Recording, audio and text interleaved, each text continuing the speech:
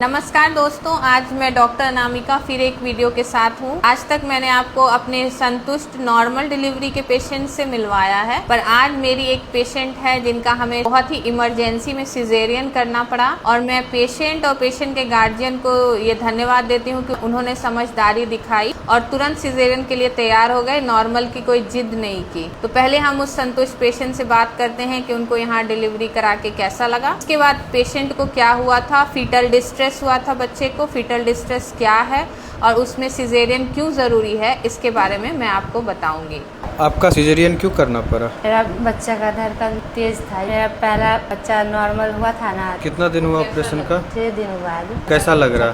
ठीक है। हम तो देखा आपने कि ये हमारी पेशेंट हैं जिनका नाम है फैंसी कुमारी, जो बड़ौनी से हमारे पास आई थी। हमारी फॉलोअप पेशेंट नहीं थी और जिस समय हमारे पास आई तब हमें इनका हिस्ट्री पता चला कि इनका पिछला बच्चा जो था वो 9 महीना नॉर्मल डिलीवरी होने के बाद बचा नहीं, मतलब उसको बचाया नहीं जा सका, वो मरा हुआ ही पैदा हुआ। तो मैं इस माध्यम से, इस वीडियो के माध्यम से ये कहना चाहती हूँ कि 100 में से 100 महिलाओं को नॉर्मल डिलीवरी नहीं हो सकता है। WHO के स्टैंडर्ड के हिसाब से भी कम से कम 100 में से 15 महिला का सिजेरियन करना ही पड़ता है और कुछ ऐसे मेडिकल कंडीशन हैं जिसमें नॉर्मल डिलीवरी बहुत रिस्की है। जैसे कि ये पेशेंट है, इसके बच्चे का धड़कन बहुत बढ़ा हुआ था जिसे हम फीटल डिस्ट्रेस कहते हैं। फीटल डिस्ट्रेस हुआ यानी कि बच्चे को सांस लेने में बहुत तकलीफ हो रही है और ये 9 महीना में किसी भी समय हो सकती है। अगर 8 महीने में हो रही है तो आप 8वें महीने में ये बच्चे को निकालना पड़ेगा सर्जरी करके, या 9 महीने में, तभी हम माँ और बच्चे को बचा सकते हैं। क्योंकि